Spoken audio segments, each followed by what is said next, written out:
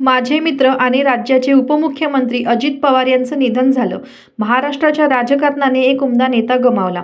अजित पवार यांचा आणि माझा राजकारणातला प्रवेश हा काहीसा एकाच काळातील, अर्थात आमचा परिचय हा बराच नंतरचा.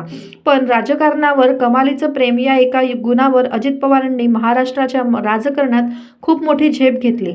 अजित पवार हे पवारसाहेबांच्या मुशीत जरी तयार झालेले नेते असले तरी त्यांनी नंतर स्वतःची स्वतंत्र ओळख निर्माण केली आणि ही ओळख महाराष्ट्राच्या कानाकोपऱ्यात ठसवली. 1990च्या दशकांत महाराष्ट्रात शहरीकरणाने वेग पकडला. ग्रामीण भाग अर्धशहरीपणाकडे झुकू लागला. तरी तिथल्या राजकारणाचा बाज हा ग्रामीणच होता. जरी तिथल्या प्रश्नाचं स्वरूप हे काहीसं शहरी होत चाललं असलं तरी या पद्धतीच्या राजकारणाचा पूर्ण अंदाज आणि ते उत्तम पद्धतीने कसं हाताळायचं याचं कसब अजित पवारांकडे होतं. पिंपरी चिंचवड आणि बारामती ही त्याची दोन उत्तम उदाहरणं. पिंपरी चिंचवड असेल की बारामती असेल, अजितदादांनी या भागांचा कायापालट केला आहे. त्यांचे राजकीय विरोधक पण मान्य करतील.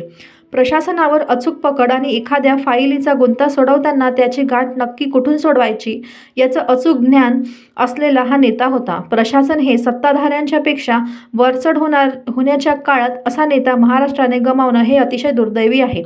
अजित पवार हे कमालीचे स्पष्ट वक्ते होते. काम होणार नसेल तर ते तोंडावर सांगायचं आणि होणार असेल तर त्यासाठी ते सगळी शक्ती लावायचे. आश्वासनं देऊन स्वतःभोवती माणसांचा पिंगा घालायचा हा त्यांचा स्वभाव नव्हता. राजकारणात सडेतोडपणाची आणि स्पष्ट वक्तेपणाची किंमत मोजावी लागते. त्याचा अनुभव मला पण आहे आणि त्यामुळे ती अजित पवारांना पण किती मोजायला लागली असेल याचा अंदाज करता येतो. अजित पवारांचं मला आवडणारं अजून एक वैशिष्ट्य म्हणजे ते अजिबात जातीय नव्हते आणि त्यांच्या राजकारणात जातीपातीला अजिबात स्थान नव्हतं. सध्याच्या राजकारणात जातपात न मानता राजकारण करण्याचं धारिष्ट्य दाखवणारेच नेते कमी उरलेत. त्यात अजित पवार हे अग्रणी होते हे नक्की. राजकारणातला विरोध हा राजकीय असतो, तो व्यक्तिगत नसतो. त्यामुळे एकमेकांवरची जहरी टीका ही व्यक्तिगत घ्यायची नसते.